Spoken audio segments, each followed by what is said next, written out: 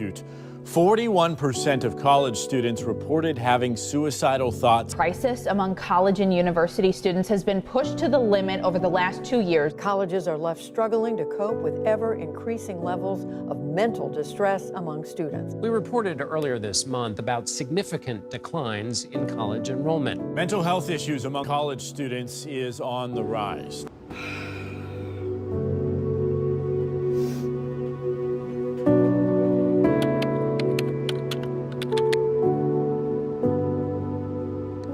Oftentimes, we'd like to think of the college experience as glory, excitement, and new beginnings. But college can introduce intense academic pressure and unfamiliar environments for students to navigate.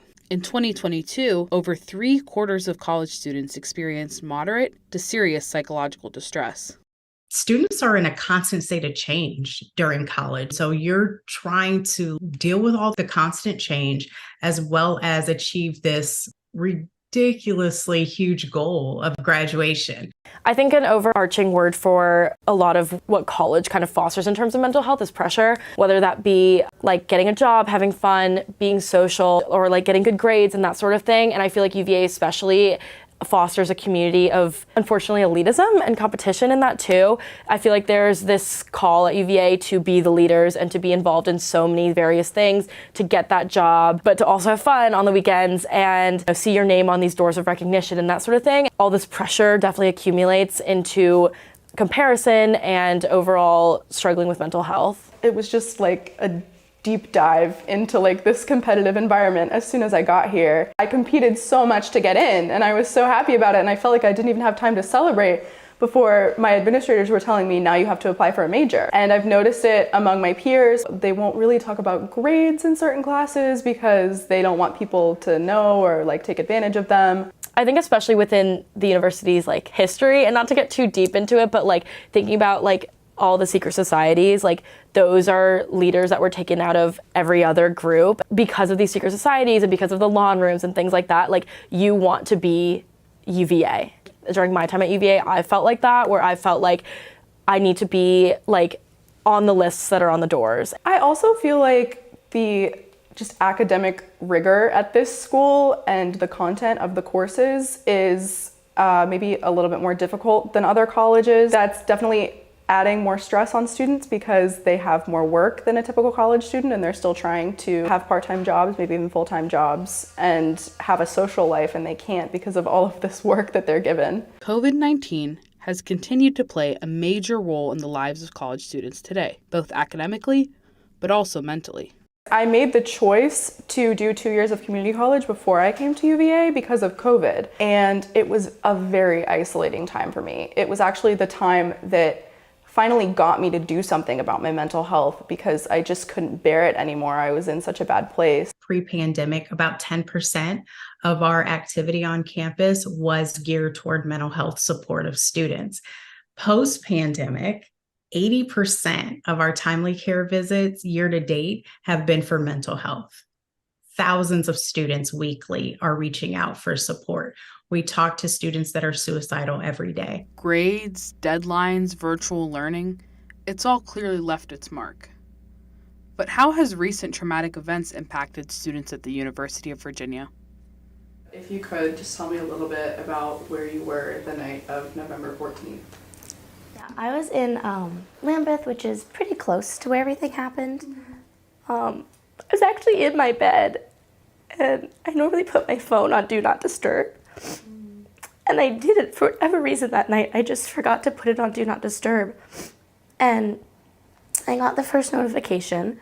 At that point, I think nobody really knew what was happening and how serious it was going to be. And about 10, 15 minutes after that, I got a phone call from my roommate. And she said, "Gracie, I'm okay. I'm with the police now. I'm covered in someone else's blood. It's not mine." And that was when I realized my roommate had been there. And so that was really a lot to process. There was a knock at the door, and some of her friends who had been outside in the area came running to our place, and we let them in. And as the night progressed, I realized that these were all the close friends of Lavelle and Devin and Deshawn, as well as My roommate's boyfriend was there, and he's on the football team. So it was definitely a very, very scary experience, and a hard experience too, because I didn't know any of the victims personally, but when you're in the same room with people as they find out that their best friends have died, and you find out that the person that you live with has like watched it happen, it's a very scary experience. There are people closer to the situation than I was and people farther than I was, but every single person spent, 12 hours that night not knowing if they were going to live, if they were going to die, what was going to happen, not knowing where their friends were. So this begs the question, what exactly is being done to better student mental health on grounds?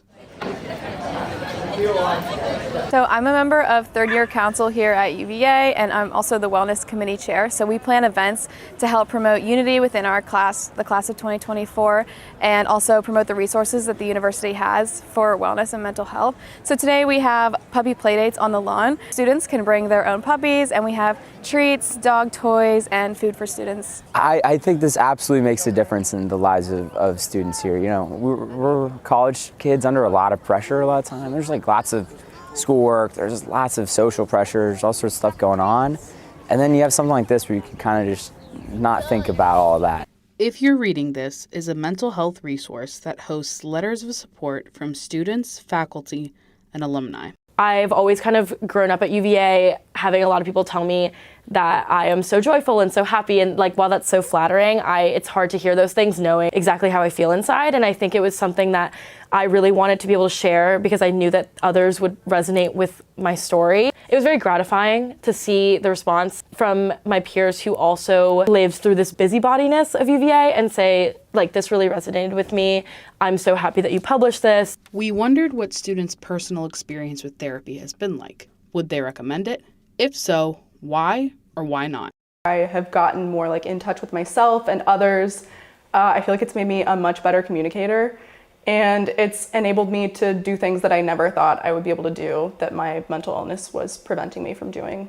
Making the decision to see a therapist was pretty difficult for me for a multitude of reasons. My first year, I felt like the CAPS program at UVA wasn't as built as it is now, and so going through that process my first year was very daunting and honestly discouraging. Even for a while, like I mentioned in my article, I didn't open up that much, and to me, I didn't want a lot of people to know what was going on because I wanted to seem like the perfect UVA student, someone that was like always doing everything, nothing was wrong ever, and just so excited to be here. Once I took that first step in seeing therapist, or even just opening up to that first friend and being vulnerable with them, I couldn't imagine what my life would look like if I didn't do those things. I think I would be holding in a lot more. I did like a timely care therapy appointment that was through a video chat, and I did really enjoy the woman that I talked to there. She gave me lots of journaling questions and prompts that really helped me process through everything. The only issue I had though was a lot of technology problems. So I just wish that there was more of an in-person, face-to-face option as opposed to online.